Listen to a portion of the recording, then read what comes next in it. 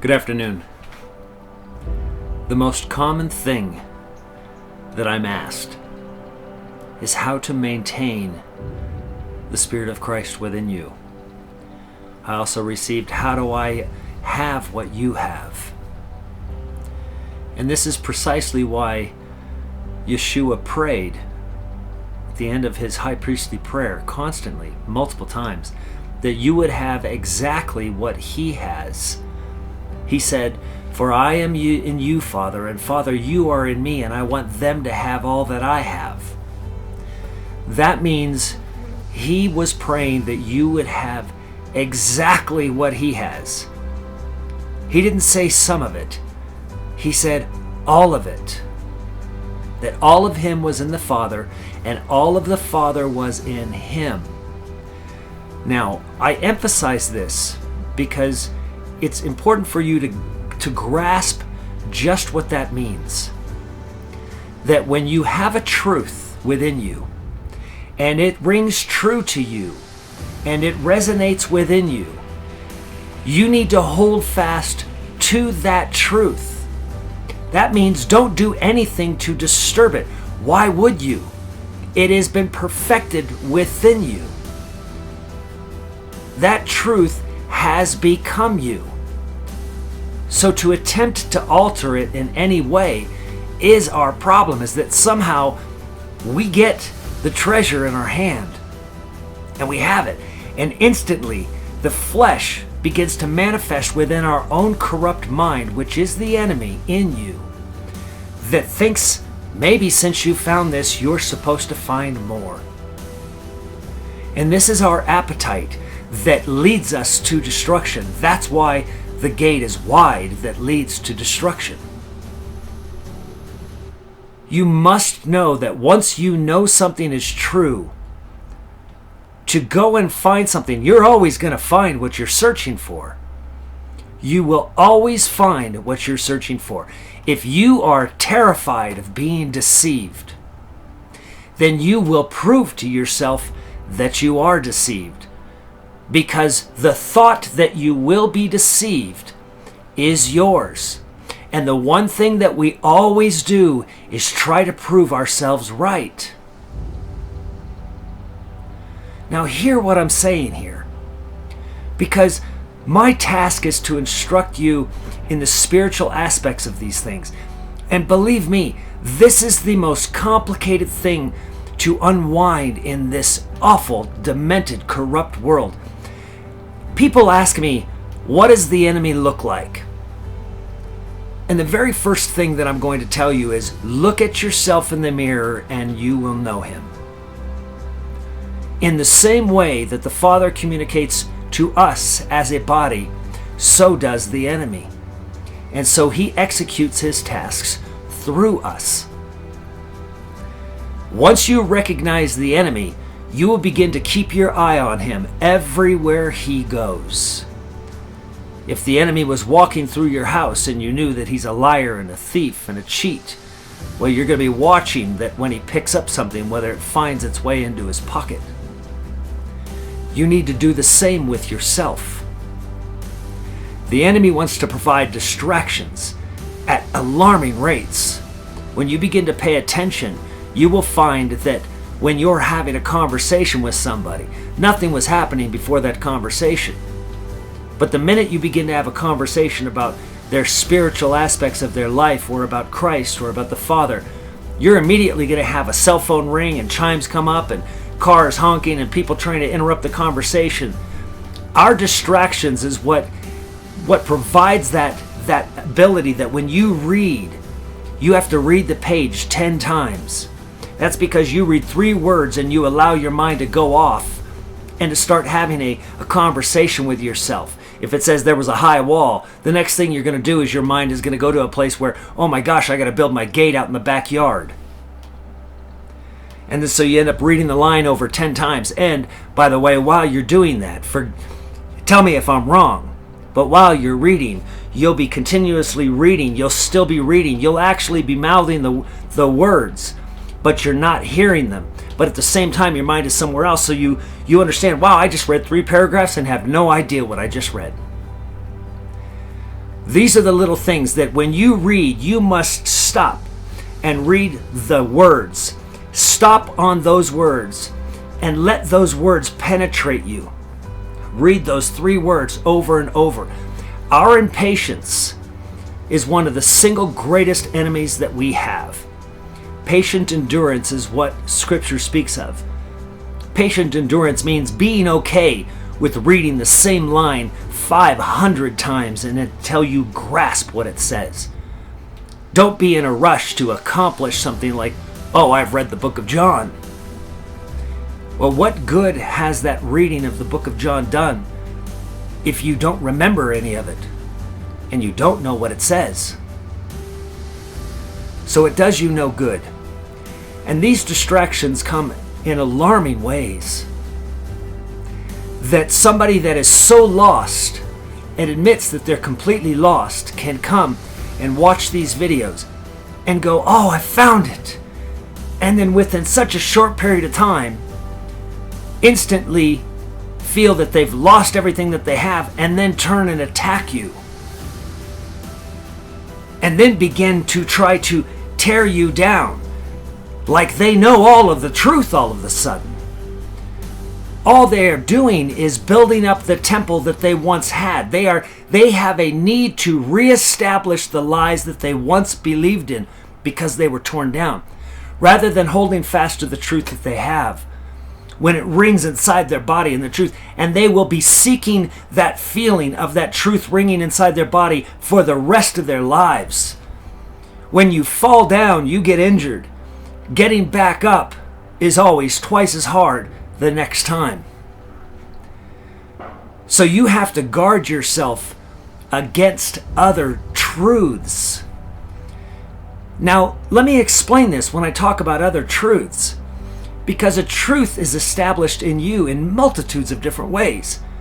So I can say a line to you and I can say, well, I sell aged cow manure. Now, aged cow manure to one man means it's old manure. And to the other man, it means that it's old cows.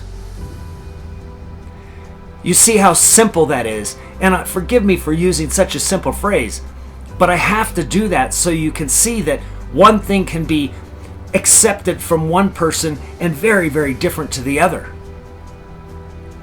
So you're never going to find everyone agreeing on the same truth. What becomes truth to them is truth to them. So you can also look at this when I say I love you. Now, one person is going to apply that I love you. He's going to, in his mind, translate that I love you because somehow I'm getting something from you. Because that's his mind projecting onto me in that statement. That's his truth. It isn't my truth. When I say I love you, I know what I mean by when I say I love you. But he has a very different truth. And you who receive it as love, you have a very different truth. And it's how you receive it that either gives you the benefit of the love or gives you the hate of your translation.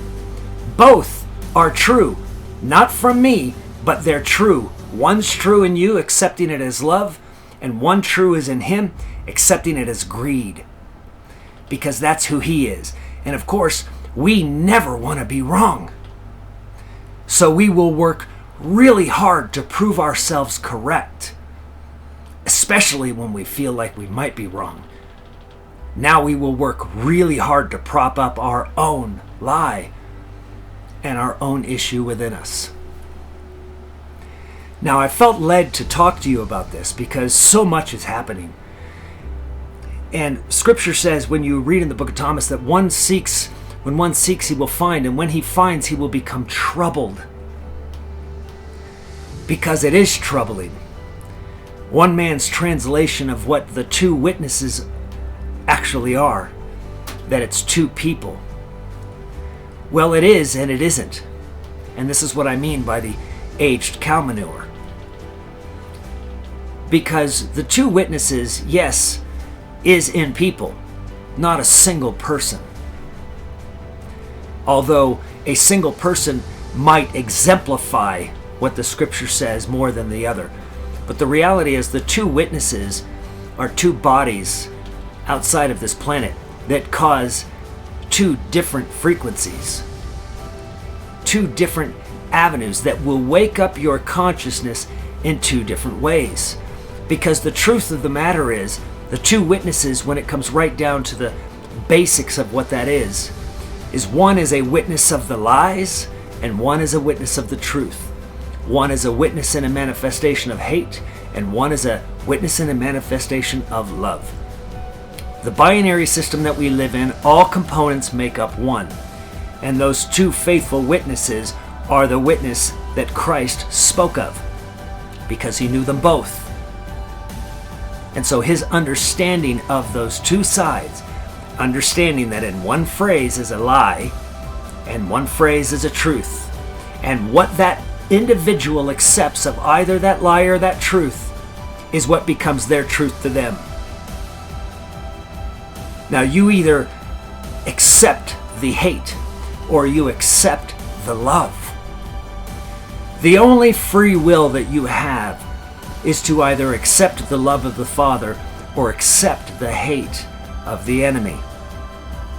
Because if you are a Christian and you're a spiritual person and you believe that you have free will, but yet the Father tells you to follow his will, well then do you really have free will?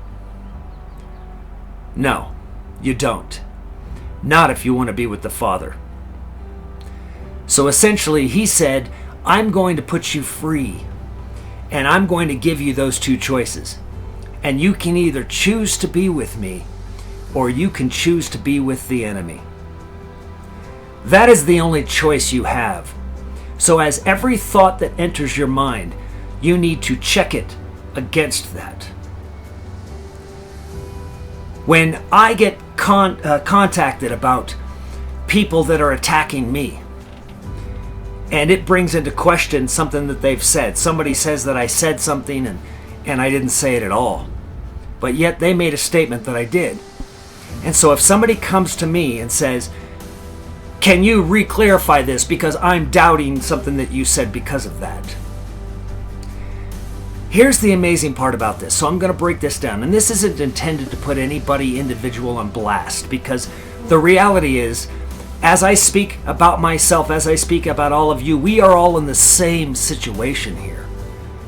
I am no different than you. I am simply giving you everything that I have, and if you get something from it, then I'm blessed by that.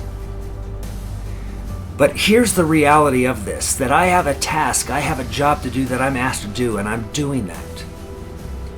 And so when that person comes to me, they're failing to understand and recognize within themselves that they are not considering me or anybody else. They're only considering themselves. Because if they were considering me, they would understand that if they're asking me that question, then probably 100 other people are asking me the same question. And if I answered the question in emails and texts, I would spend 24/7 just responding to them about these questions. In fact, about the same question. Now, can I accomplish my task if I have to respond to every single person? I can't. So it's a distraction. And the reality is, I've said everything I've said. So you can go through the things, you can find it on your own. But we, in our little selfish spot that we get into, we are so important. You need to answer my question. No, I don't. I've already answered them. What I've said. Period. And what you've said. And your words will testify against you as my words will testify against me or for me in the same words, in the same way that your words do. So now this may sound a little harsh, but the time has passed for being soft-hearted on this. Because when there's an urgency, when your child runs across the street and you admonish them because they could have been killed, the next time that you admonish them isn't going to be so nice. You have to find the things that I'm saying to you and find your truths on your own, which is why I don't tell you how to think. I can never tell you how to think, because that would go against everything the Spirit of God is. The Father doesn't want you to be told how to think. The entire purpose of my task is to break you from a frame of mind where you literally starve for someone to tell you how to think and what rule you should be appealing to. These are for the Father to give you. And if you're constantly looking to me to tell you the rule or to redefine something, then you're going to be trying to take my truth and apply it to you. And then it's my truth that you're just holding. It is no longer your truth. This is precisely why Christ answered questions with a question that you have to find the answer on your own. All I can do is lift up the rock and say, look. That's all I'm asked to do, which is what I'm doing now. I'm not telling you how to think about these things. I'm just trying to show you and give you evidence of how the enemy is working within you. And he's working much faster today. Much faster. And this is the urgency that you hear in my voice. He is working much quicker today. He is distorting things that are good. He is altering the way that people think right before my very eyes. So my concern is for you, that you hold fast to the truth that you have. Once you find the truth and it resonates as the truth in you, then it is. In all things, there are multiple truths to the same line, because you are unique. You are a part of the body, meaning that the truth to this finger might be different to the truth to this finger, but both of them serve the same purpose. Please hear this and understand that what's going to happen over the next coming weeks, what is taking place of the assemblage of some of the, I would say, the value of thought that has been given to different tasks and different people is coming together very quickly. Faster than I thought it would. And that just goes to show you that my thoughts aren't always in perfect sync with the Father either. I have to continually fight to maintain my position in that, the same as you will have to. That I have to continually come back to that. Everything is a distraction. The reason why a monk goes into the mountains and tucks himself in a cave and rolls a stone in front of it is because other people will bring things to him that may make him doubt what he knows is truth. The truth within you cannot be altered. Not by you. It will be altered by others, which is why Christ said, hold fast to what you have, lest someone take your crown. And when you have that crown, as I've said before, wherever you're standing is holy ground, because you are now part of the Father. And in the truth that He establishes in you, holding fast to it, He will give you your task. You must be patient. Pay attention to what you consume. It's critical. Pay attention to what you consume and what you're willing to listen to, even whether you're willing to listen to me. Because if you don't want this truth to be part of you, then stop listening, because time is awfully short.